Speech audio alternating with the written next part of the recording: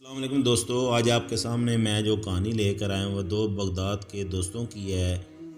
ایک کا نام احمد تھا اور دوسرے کا نام خالد۔ دونوں بہت پیارے اور دونوں دوست بہت اچھے تھے۔ ان کے چرچے پورے گاؤں میں مشہور تھے۔ ان کی مثالیں لوگ دیا کرتے تھے۔ سب بزرگ، گاؤں کے بچے، عورتیں، بوڑھے سب ان سے بہت پیار کرتے تھے۔ ان کو تجارت کا بہت شوق تھا۔ ان کا خواب تھا کہ وہ بغداد سے دور دراز ملکوں کی طرف سفر کریں اور وہاں سے نایاب اور قیمتی سامان لے کر آئیں جو بغداد کی بہتری کے لیے ہو۔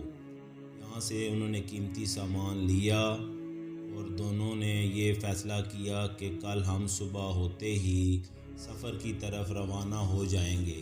انہوں نے جو ملک انتخاب کیا اس کا نام ایران تھا۔ ایران کا رستہ کافی دشوار تھا۔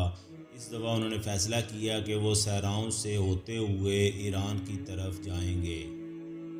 کل صبح جب وہ اٹھے تو انہوں نے اپنے اونٹوں کو تیار کیا، اس پر سامان ضرورت کا جو استعمال ہوتا ہے وہ بھی لادا اور قیمتی سامان جو انہوں نے خریدا ہوا تھا ایک دن پہلے وہ بھی سامان انہوں نے ان اونٹوں پر لادا اور گھر والوں اور گاؤں والوں سے اجازت لی اور سفر کی طرف روانہ ہو گئے۔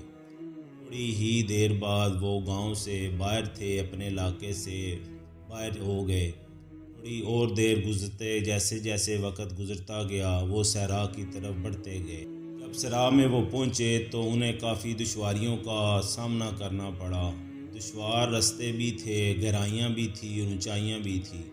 جب وہ وہاں پہنچے تو وہ راستہ بھٹک گئے۔ پھر وہ تھوڑی دیر وہاں پر بیٹھ کر آرام کرنے لگے اور سوچنے لگے کہ کیا کیا جائے، ایران میں کس طرح صحراؤں سے گزر کر وہاں پہنچا جائے۔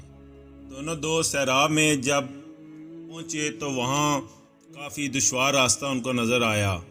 راستہ بہت مشکل تھا، گرمی کی تپش بھی بہت زیادہ پڑ رہی تھی، ریت کا طوفان، پانی کی کمی نے ان کی ہمت کو آزمایا، لیکن احمد اور خالد نے ہمت نہ ہاری۔ دونوں نے ایک دوسرے کا بہت ساتھ دیا۔ ایک دن جب وہ صحرا کے بیچوں بیچ تھے، انہیں ایک بوڑھا مسافر ملا جو راستہ بھٹک گیا تھا۔ بوڑھے مسافر نے ان سے مدد مانگی۔ احمد اور خالد نے ان دونوں کو پانی اور کھانا دیا اور پوچھا کہ تم یہاں کس طرح پہنچے، اور اسے اپنے ساتھ لے لیا۔ بوڑھے مسافر نے انہیں بتایا کہ وہ ایک تاجر تھا، وہ صحرا میں اپنا سامان کھو چکا ہے۔ دونوں نے ان کی نصیحت پر عمل کیا اور اسے ساتھ لے لیا۔ اس نے انہیں صحرا کے خطرات کے بچنے کے لیے کچھ قیمتی نصیحتیں بھی کی۔ کچھ دن بعد وہ ایک چھوٹے سے گاؤں جو ایران میں تھا وہاں پر پہنچ گئے، جہاں لوگوں نے ان کا گرم جوشی سے استقبال کیا۔ گاؤں والوں نے انہیں بتایا کہ وہ نایاب جڑی بوٹیاں اور قیمتی پتھر فروخت کرتے ہیں۔ احمد اور خالد نے ان کی تجارت کی اور اپنے سامان کے بدلے جڑی بوٹیاں اور پتھروں کو حاصل کیا۔ 2 دن وہاں وہ رہے، اس کے بعد انہوں نے واپسی کا سفر کا ارادہ کیا۔ صبح اٹھتے ہی دونوں نے اپنے اونٹوں پر سامان لادا جو انہوں نے خریدا ہوا تھا۔